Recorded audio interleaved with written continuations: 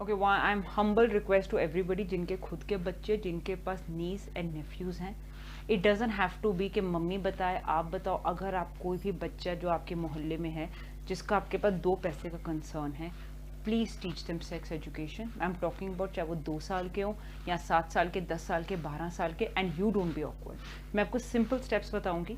All you have to, अगर बच्चा बहुत ज़्यादा छोटा है, okay, you need to teach that child कि बेटा अगर आपकी कोई पैंटी में हाथ लगाए या आपकी ब्रेस्ट को रब करे, आपको बहुत ज़्यादा किस करे, आपने भाग कर आपके पास आना है।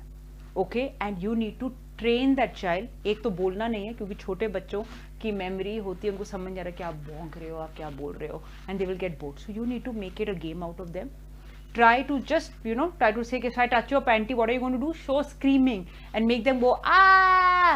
तो चिल्लाएंगे बच्चे, इंजॉय करेंगे, एंड देन यू से अच्छा जाके मम्मी को बताओ, जाके भैया को बताओ कि I did that, something like that, and then give them a chocolate, reward the child with that. तो एक बार वो बच्चे को हैबिट हो जाएगी कि this is something to be rewarded. बच्चा डरेगा नहीं जब भी उससे कोई बताएगा someone did something wrong to the child, तो वो अपने जब माँ बाप को बताएगा तो बच्चा डरेगा नहीं। एंड ऑफ कोर्स माँ बाप शुड ऑल्सो बी एक्सेप्टेबल, या फिर उनको लगेगा कि आपको लगता है इनके माँ बाप थोड़े से इडियट टाइप के हैं, बैकवर्ड हैं, नहीं समझेंगे, so you should be the one saying कि मेरे पास आओ मैं बताऊंगा। Okay, so this is a habit. I'm really requesting you people to do that.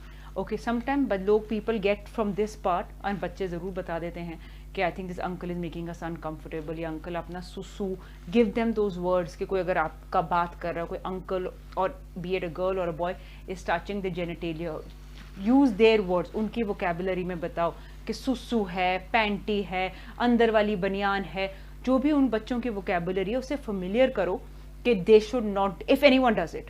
So when in that case that happens, usually इस case में if you practice that, lot of kids will come out and you at least know your child is safe. छुपाने की ज़रूरत नहीं है, बच्चों को empower करने की ज़रूरत है। When they come to you, and हो सकता है the molester और the perpetrator ने शायद कुछ करा ना हो, करने वाला हो, people get scared, अरे ये तो friend है, ये तो uncle है, किसी ने मेरी बात नहीं मानी, मैं बच्चे को लेके तो जा रहा हूँ, and you have to take a stand for the child. आपको बच्चे के साथ नहीं लाना क्योंकि बच्चा ज़्यादा डर जाएगा, लेकिन आपने उस बंदे को जाके कन्फ्रंट करना है। एंड ट्रस्ट मी, आपको लगेगा अरे ये बिग बिल्डर हैं, बॉडी बिल्डर, बहुत अमीर लोग हैं, ये है, मैं तो नहीं कर सकता, those kind of ideas will come कि क्या कहेंगे लोग, पता नहीं मैं किसी को लेकर जाऊँ। हो सकता है आपके साथ कोई ना आए, चांसेस इन केसेस में बहुत ज़्यादा होते हैं। Nobody will turn up and से कि हमारे बच्चे के साथ तो हुआ नहीं, हमें तो नहीं पता। They know that these things exist, but we have this denial which is amazing in India.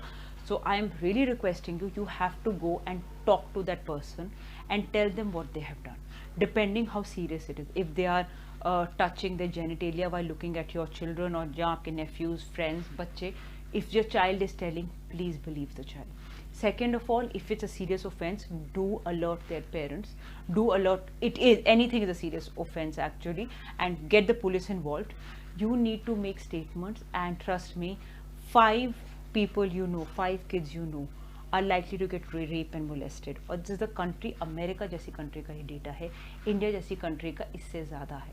Every 8 boys, और हमें लगता है लड़के हैं इनको छोड़ दो, इनको थोड़ी कुछ होता है, boys get raped a lot. After every 10 children you know, 2 boys are likely to get raped and molested in their lifetime. Again, countries like England का डेटा है, हमारे कंट्री में इस चीज़ का डेटा है ही नहीं।